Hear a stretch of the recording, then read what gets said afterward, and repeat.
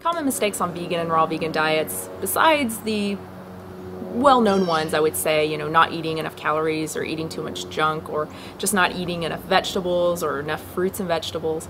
One that I don't think is talked about as much is dogmatism. Especially in the raw vegan world, I see a lot of people who first learn about raw or low-fat raw or a certain program in particular, or they start following a certain person and they become a little bit overzealous in their following of that person or of that program, and they're convinced that the program is 100% the best thing for not only themselves but for anyone and everyone, even though they're new to the diet. Again, maybe they've been doing it a few weeks, a few months maybe, and then they start to develop some problems. And because they've attached themselves so strongly to this one program or even a person in particular, they're less apt to say, oh, something's going on here, let's figure out what it is. Instead, they may try to ignore it, or they may try to pass it off as something else, and they continue to struggle and suffer because, again, they've attached themselves to this program and that program has become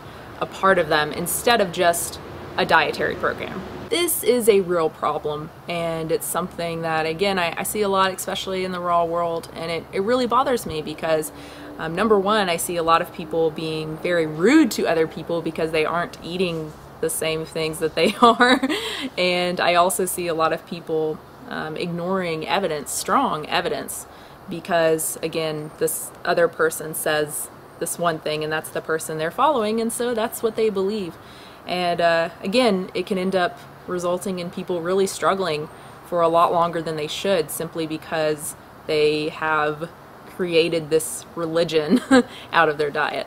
So that would be my advice. Treat your diet as your diet. To be clear, I'm not talking about veganism in the sense of avoiding animal products for ethical reasons. I'm an ethical vegan myself, so I know that's a separate issue. I'm just purely talking about dietary guidelines and people attaching themselves to those.